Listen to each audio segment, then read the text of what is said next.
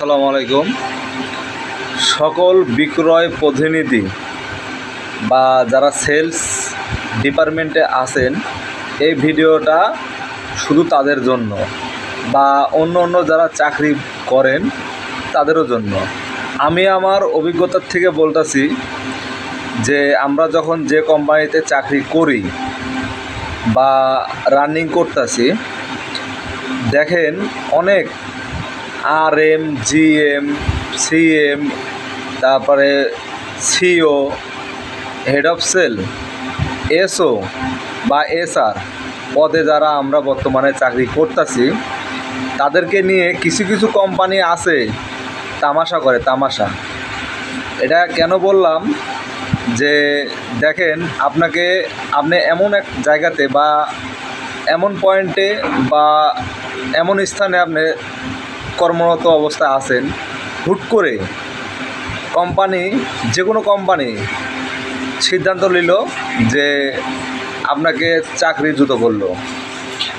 তো কোম্পানি এই একটা জিনিস বুঝলো না যে আমি যে ছেলেটাকে যে চাকরিচ্যুত করলাম, এ পরবর্তীতে কি করবে বা তার পরিবারকে নিয়ে কি করবে। কারণ একটা ছেলের প্রতি তার পরিবার নির্ভরশীল।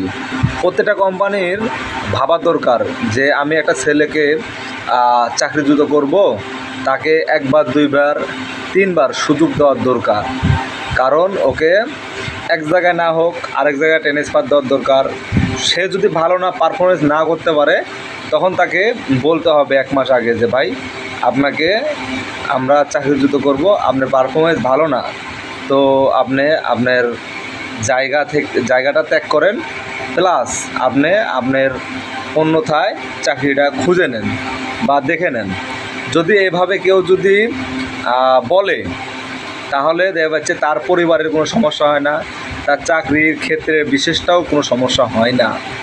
কারণ এই জিনিসটা আপনারা বারবার দেখবেন যে আজকে আমার প্রতি হবে, কালকে আপনার প্রতি হবে। আমি SR, সেলস রিপ্রেজেন্টেটিভ, এক পরিবেশের কোম্পানি থেকে এক পরিবেশের কাছে আমরা আসি। তো পরবর্তীতে আমাদেরকে হয়তো বা এখান থেকে ওখানে ট্রান্সফার করে, এখান থেকে ওখানে ট্রান্সফার করে, তাদের ভালো একটা পারফরমেন্সের জন্য। তো আমরা সবসময়ের জন্য একটা জিনিস লক্ষ্য রাখবো যে আমার যদি চাকরি যায়, আজ আমার গেল, হুট করে আপনি CO, আপনি GM, আপনি CM, আপনি হেড অফ সেল, একদিনকে আমার মতনও আপনারও হতে পারে। তো কোনো কর্মের ক্ষেত্রেই কোনো ব্যক্তি যে কোনো বিষয়ে সিদ্ধান্ত নেবেন না। এটা আমি সবার ক্ষেত্রে অনুরোধ করি যে আমরা বর্তমানে যে কোম্পানিতে আছি না কেন, এই কোম্পানির চাকরি দিয়েই আমাদের পরিবার চলে, প্লাস আমাদের সংসার চলে।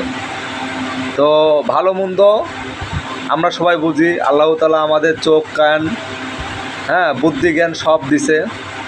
আর আপনারা বর্তমানে বেসরকারি কোম্পানিতে চাকরি করি, তারা একটা সুন্দর পরিপাটি লোক ছাড়া তারা কিন্তু অন্যথায় প্রতিবন্ধী লোকদেরকে নেয় না।